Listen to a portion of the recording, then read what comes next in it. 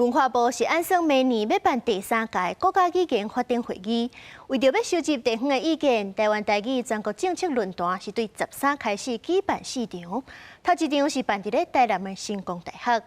众人是希望对这制度面来下手，对法令也有学校的教育，彻底把台语找倒转来。1700字敢头文章合无？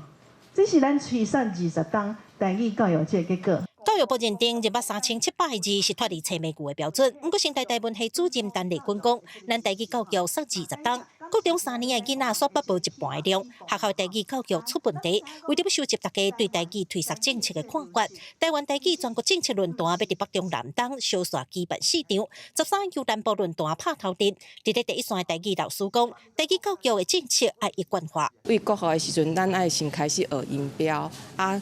2年啊是3年啊时阵，因的迄个台语即个思维爱认报几个字体，这应该是爱有一个具体的政策，安尼才有法度把咱的台语的即个能力道道安尼培养起来。敢若阮即代可能讲过会使，啊，毋过即摆囡仔其实足欠讲学校，还是一种整个的环境来甲帮助。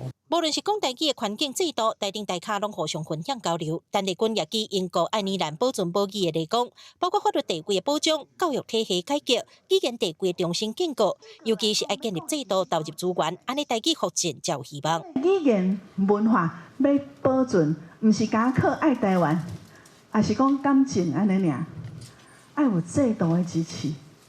若无制度整个的支持，搁较爱，咱嘛是坐伫遮。 流喙暖，咱今日若毋是行伫即个方向，咱咧拢是加了的就对。水若直直流，啊你毋去保留，你敢若水直直天，它有啥物路用呢？陈丽君表示，目前14岁以下会晓讲台语的人，敢若剩7%。台语教育制度有重大，咱就来改正。后续阁有3场论坛，大家意见拢会收集起来，加做明年国家语言发展会议的推测方向。记者郭家祖、邱超勇台南采访报道。